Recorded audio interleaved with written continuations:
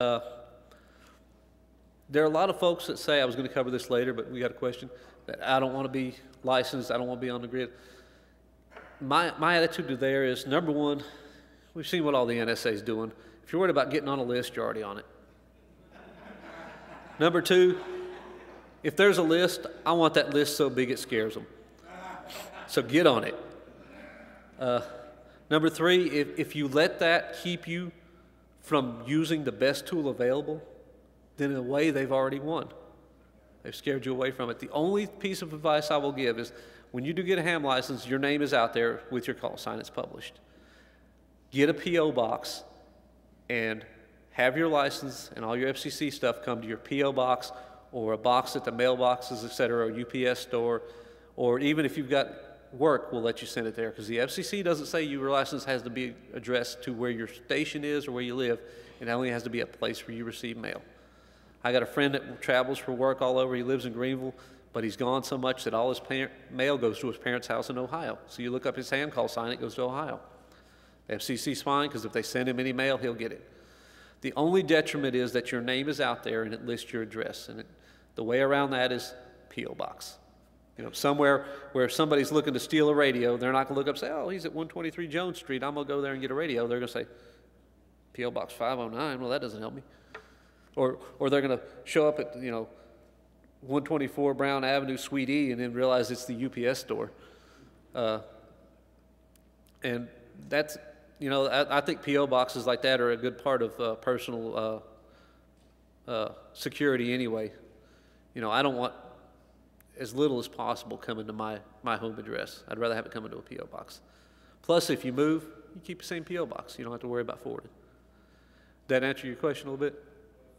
All right. Yeah, I'm actually going to have I'll go over licensing requirements a little bit here. Next thing I'll talk about CB. You can get 1 to 20 miles depending on equipment out of CB reliably. People talk skip, but that's atmospheric condition dependent. It's not reliable. Sometimes you can get way out there, but reliably 1 to 20 miles. There's a lot of CBs out there. That increases the number of people out there, but it also increases congestion. You've got 40 channels on CB. That's all you got is 40 channels. Unless you get into these guys that illegally modify their CBs for hidden channels and all that. There's no security. It's easily monitored. You're going to have lots of users. That can be a plus when people are sending information. But one of the things I've learned about CB is there can be a lot of people with ill will on there. You got any truck drivers here? Anybody's driven a truck? Ask any truck drivers how many junky people they will get on CB bands sometimes. Or the truck stops where they'll have, the ladies of ill repute on the CB going around looking for customers. And I've been on a CB and heard somebody calling for direction, and I heard somebody give flat out wrong directions and send them in the wrong direction, just out of malice, because it's totally anonymous, it's cheap to get on, and people will get on it and prank. So if you don't know who you're talking to, keep in mind, the easier it is to get on something, the more likely somebody with ill intention or who's going to prank or anything else may be on it. Not to say all CBUs are bad. I got some great friends that are big into CB, but you have to keep that in your mind. That, things are bad and these guys are out to do something bad. What's the easiest radio they're probably going to get their hands on? CB. If they don't have one in their vehicle, they can steal one. There's CB antennas all over everything. If you do get a CB, don't go buy a lot of the junk. You'll see stuff that says peaked and tuned or illegal amplifiers or any of this stuff. Get a basic CB. The peaked and tuned stuff, what these guys call peaked and tuned, is really turning the modulation and everything else up on a radio so badly that everybody else that's into radio says, how do you listen to that? And has anybody turned on channel 19 on a CB and barely understood what half the people are saying? Try it sometime if you got a CB when you're going down the interstate. Half the people, they'll have echoes on there, they'll have distortion. If you want to be clear, a standard CB out of the box will do it. If you want more range, get a better antenna.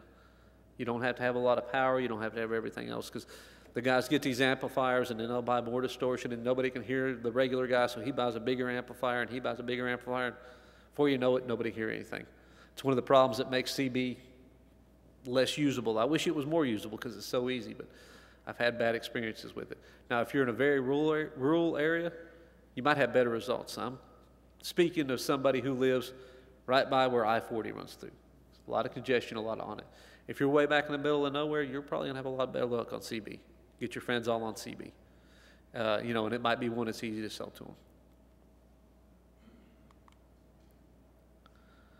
them. Scanner listening.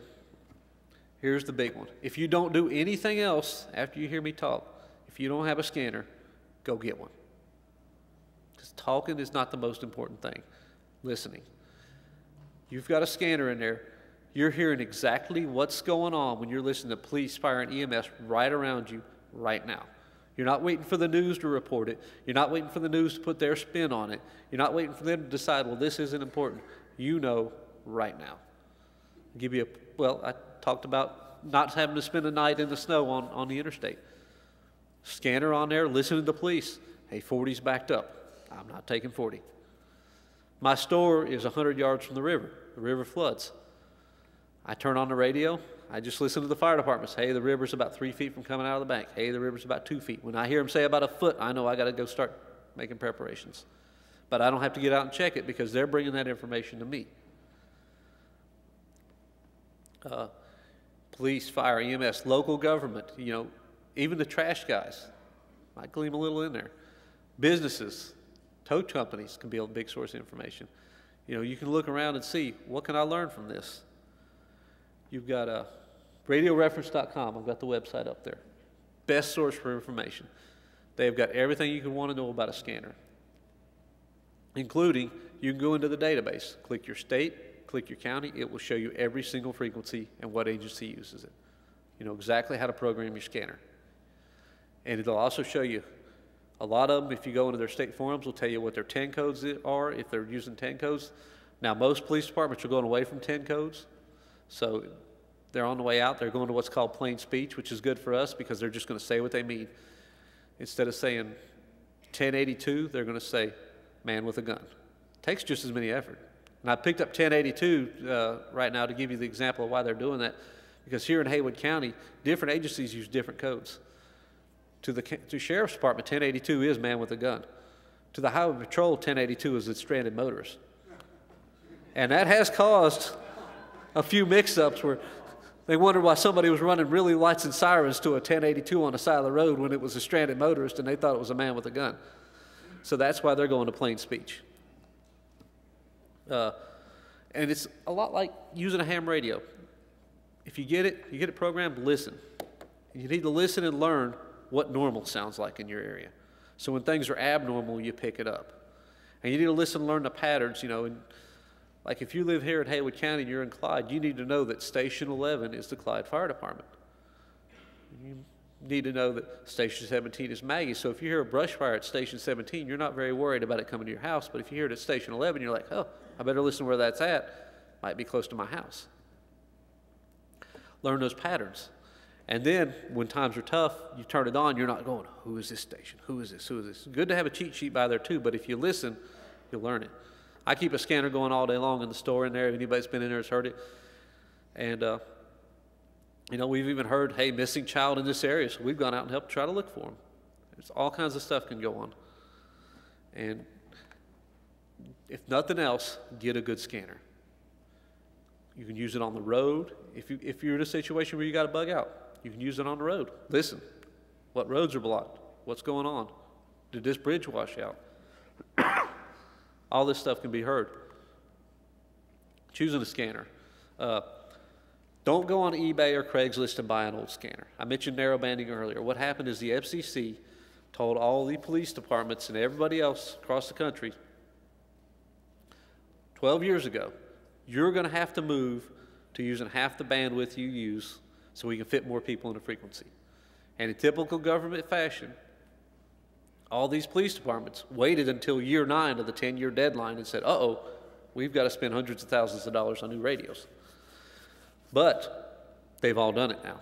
And if you've got an older scanner that won't narrow down those bandwidth, you will not get good audio and everything else. And as the FCC begins issuing the new frequencies, a lot of them won't tune it. So check a list. RadioReference.com will tell you hey, this one's narrowband compliant. An alphanumeric display is best. What alphanumeric means is instead of seeing a frequency, you're seeing North Carolina Highway Patrol, Waynesville Police Department.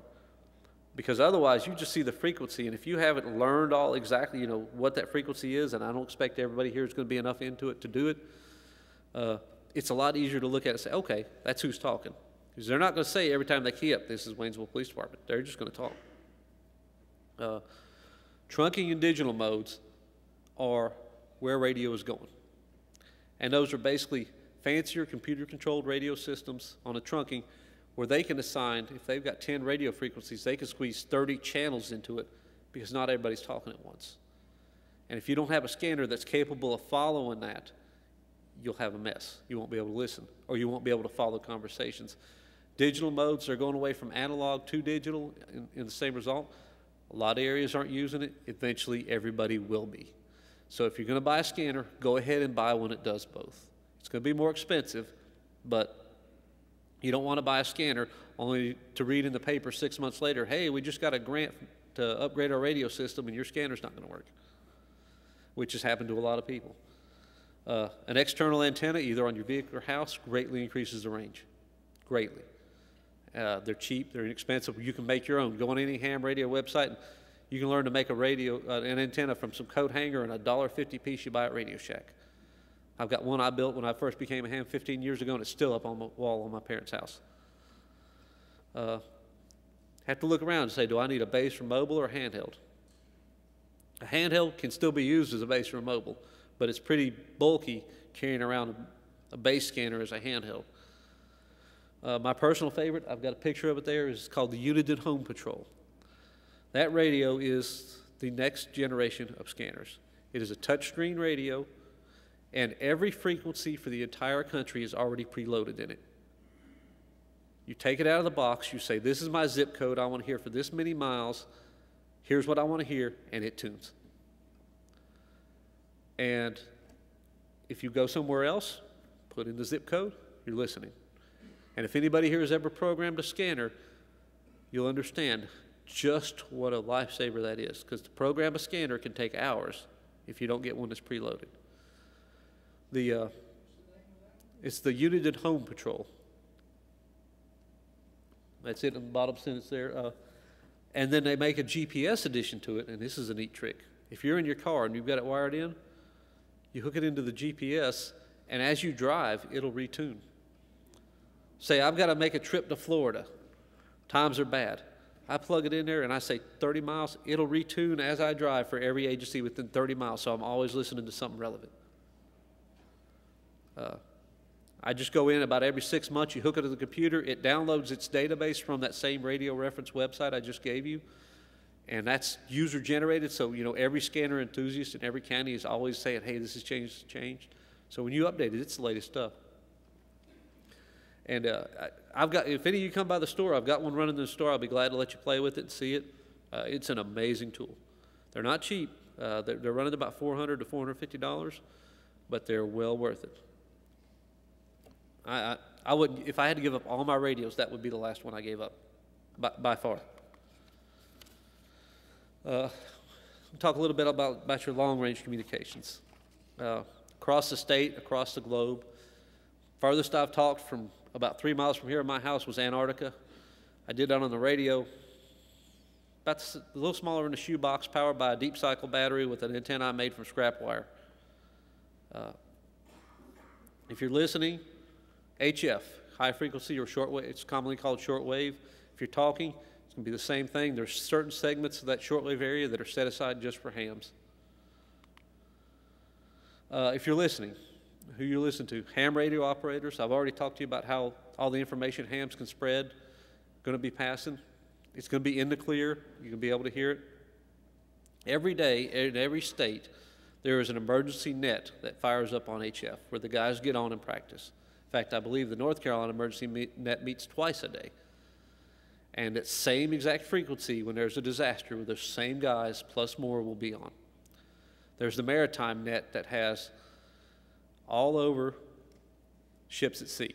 Guys in small sailboats and all this other stuff that don't have the big assets of sat phones, they get on the maritime net, and these other hams volunteer to pass information to them. All kinds of stuff you can hear from that.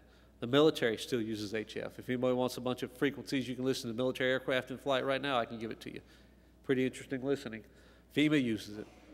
State government use it. Shortwave broadcast stations. If you want news from outside the U.S., you can listen to the BBC, radio out of Canada, Voice of Russia. If you want something funny, sometimes you can tune in Radio North Korea, where they talk about the running dog capitalist imperialist still.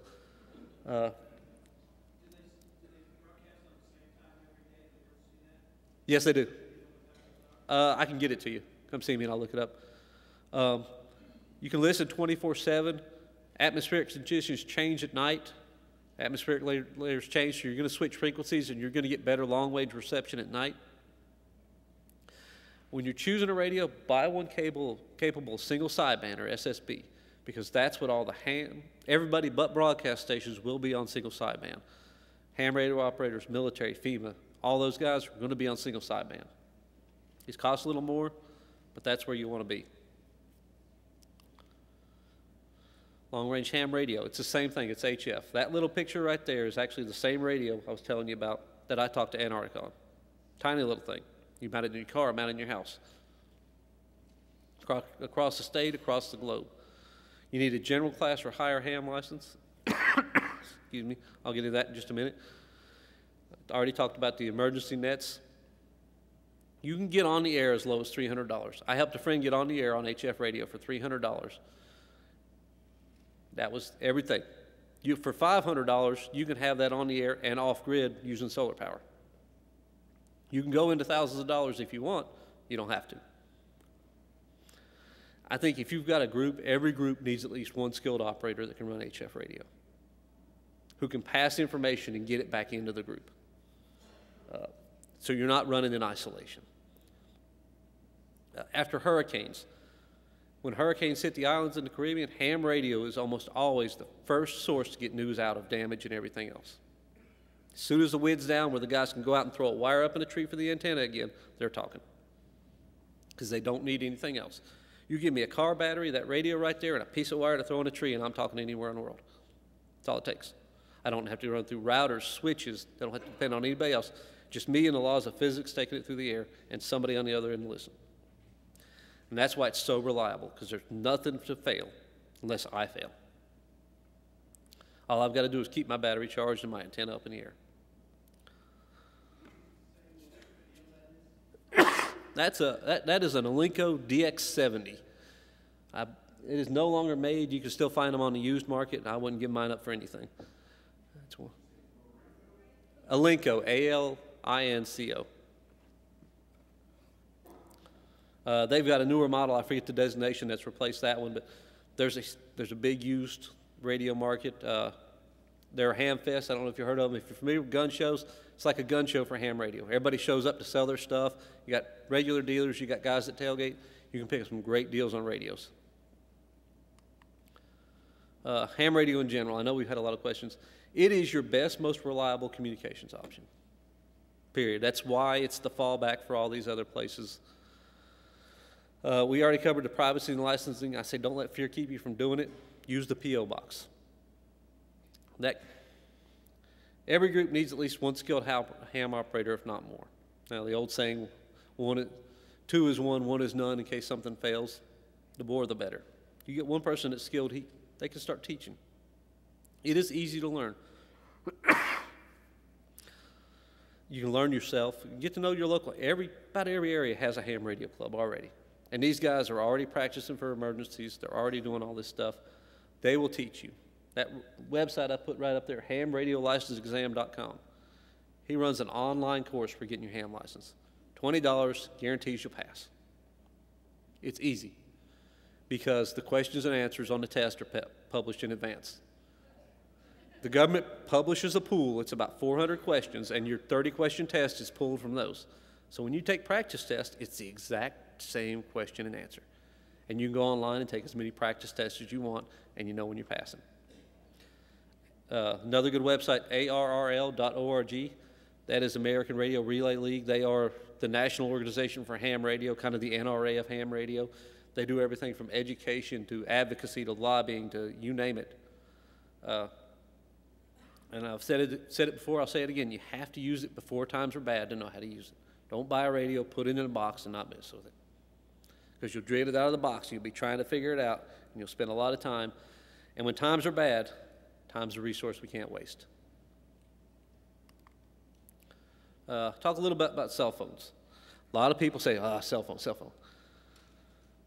They are hugely powerful tools as long as they're working. So we should use them. Don't discount them.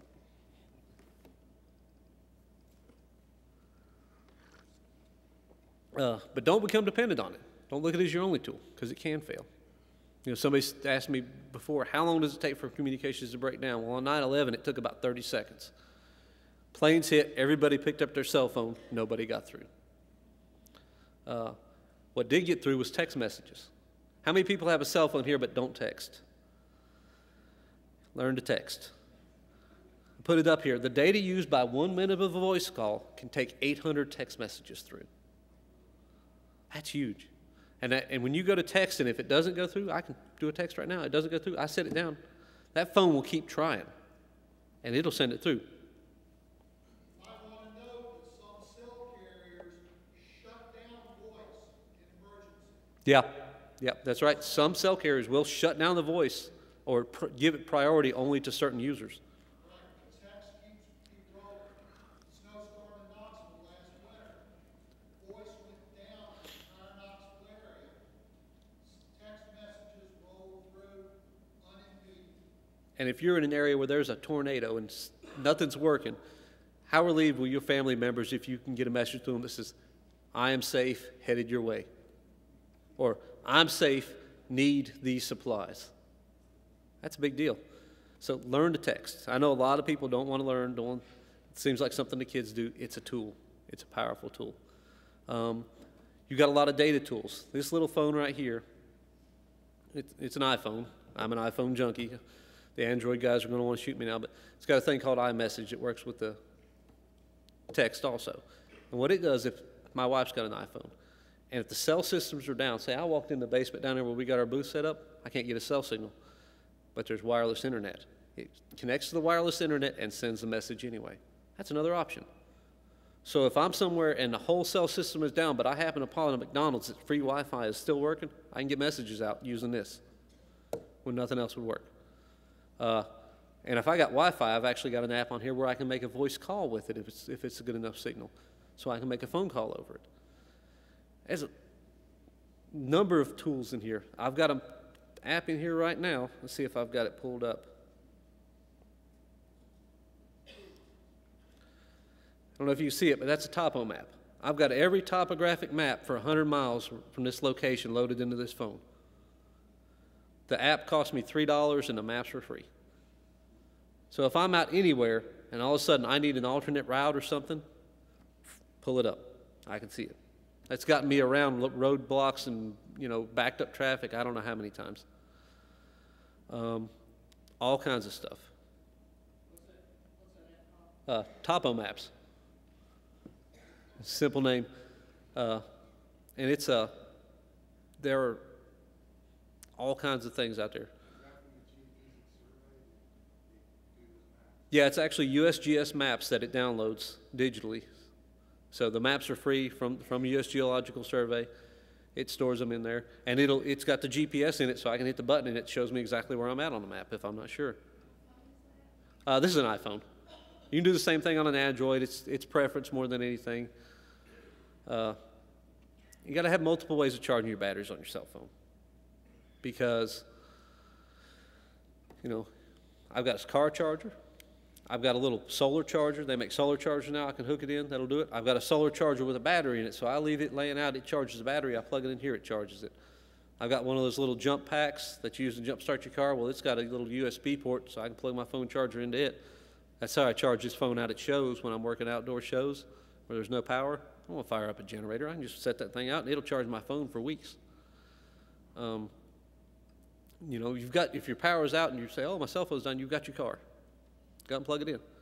Have a lot of ways of doing it. Have a lot of chargers.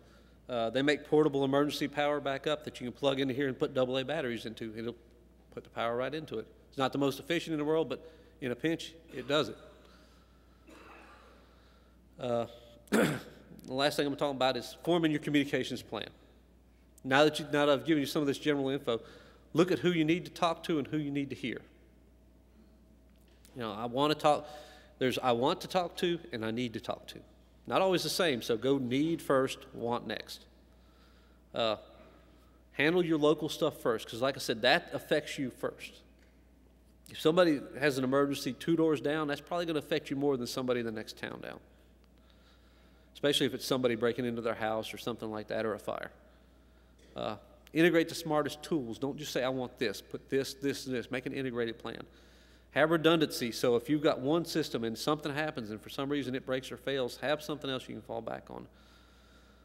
If you got the hardwired phones, either the field phones or the ring down system, it can minimize battery use. So you know, I've seen people say, well, I'm going to keep my FRS radios in the house all the time when power's out. Well, you're going to go through a lot of batteries.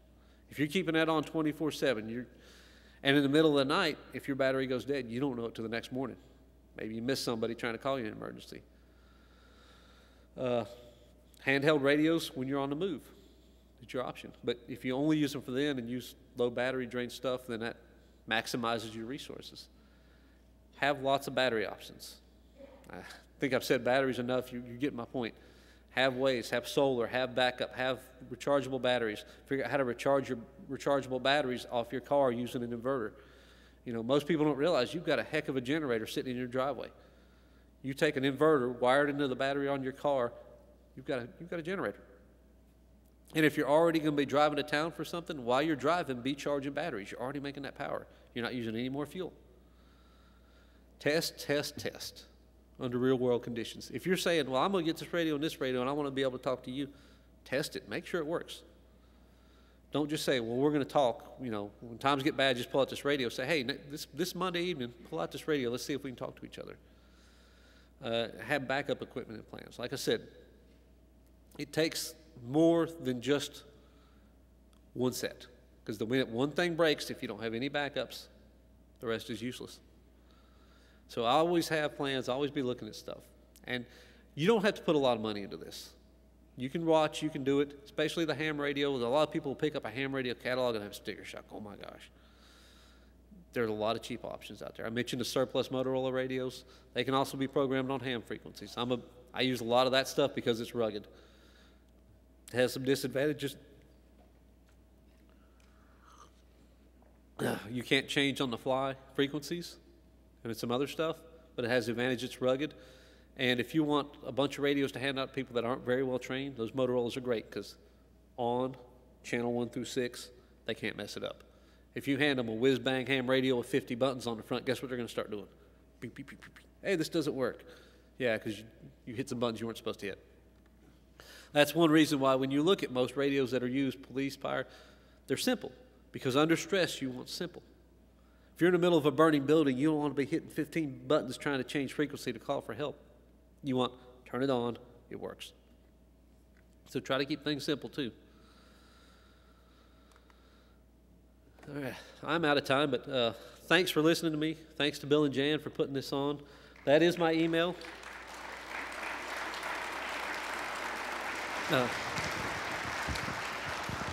If anybody has any questions at all. We've got a mic up here. If anybody has a question they'd like to ask him, please come to the mic and ask him the question. I sent you a text that you had five minutes left a minute ago. Separate from the cost equation, would you say something about satellite telephones? Satellite phones are nice, but they have one big weak point. That is, all those satellite calls get routed through one downlink station facility. So if something happens to it, none of the satellite phones work. They're great as long as that facility is up. I've never priced them. I know we used them as our last line when I was in Afghanistan. In Afghanistan, that was our last line of if all our military communications fail, pull out the satellite phone. And it was our last line mostly because we knew people were listening. You know, it's anything you go through there will not be secure. I haven't priced them lately. I know they're coming down in cost, but I don't know enough to tell you a lot about it.